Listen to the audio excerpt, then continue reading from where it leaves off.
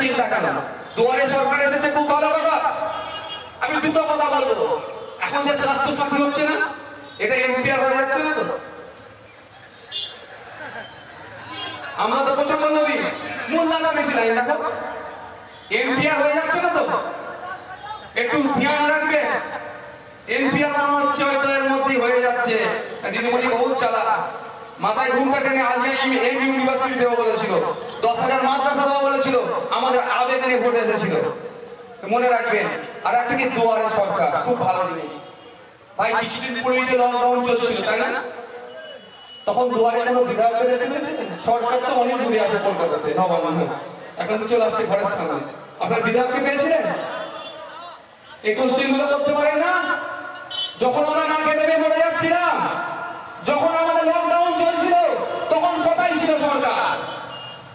তখন তো রাজনীতি করছিল। সেন্ট্রাল বলছে ফান্ড দেবো, রাজ্য বলছে দেবো না।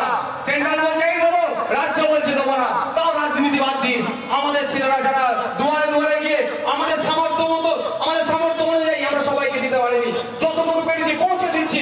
তখন আমাদের ছেলেদেরকে ধরে মারধর করা হয়েছিল। ভাবতে পারছি না কত বড় অমানুষ, এদেরকে অমানুষ বানিয়ে দিয়েছে।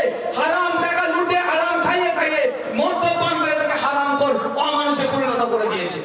শিক্ষা দীক্ষা তো অভাব, কারণ আমি বললাম 1000 জনের মাত্র প্রয়োজন আমরা উচ্চ শিক্ষায় শিক্ষিত।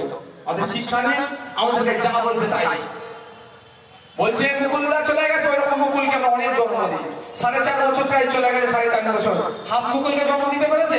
আর আমার পাড়ার গান্ডু গান্ডু বলে বলছে ওদেরকে, তাদের এখনো ভাব হচ্ছে না, এখনো বুঝতে পারছে না যে তৃণমূলের ঝান্ডারা শুধু মোল্লার পাড়াতেই মুসলিমেরা আগ্রহী সীমাবদ্ধ রেখে দেবে, যাতে মুসলিমেরা মুসলিম আর হিন্দু ভাইদের ডিভাইড করা যায়। এই জন্য করতে চাইছে। আগামীতে দেখুন একের পরে এক বিধায়ক, আমার যেটা সমীক্ষা আছে 60টার উপরে বিধায়ক বেরিয়ে যাবে, তখন আমাদের কাণ্ডগুলো কোথায় যাবে? একবার ভাবতে পেরেছেন? আমাদেরকে লাগিয়ে দিচ্ছে। তোরা বিজেপির বিরুদ্ধে মার, বিজেপিকে বল, বিজেপিকে গাল দে। আর বিজেপিকে গাল দে, আমার লাভটা কি হবে, লসটা কি হবে বলেন?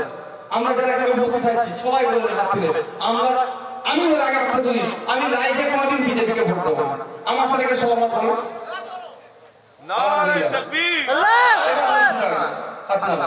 যখন আমরা এতজন আমরা বিজেপিকে ভোট দেবো না, বিজেপিকে আমরা খাতার বাইরে দেবো। তাহলে এখানে এসে বিজেপি বিরোধী কথা বলে ময়দান কোনো কিছু লাভ হবে? যারা বিজেপিকে ভোট দিচ্ছে ঘোষপাড়ায় চলে যান, চ্যাটার্জি পাড়ায় চলে যান, ব্রাহ্মণ পাড়ায় চলে যান, মাঝি পাড়ায় চলে যান, ওখানে বিজেপি বিরোধী প্রোগ্রাম করুন। দেখবেন ফেটিয়ে লাল ওরা করে দেবে। ওদের হাতে পেন খাতার জ্ঞান আছে, ওদের শিক্ষা আছে যে এখানে বিরোধী করার দরকার নেই। আমরা আপসে লড়াই করবো না। দেখবেন হিন্দু পাড়ায় গিয়ে দেখবেন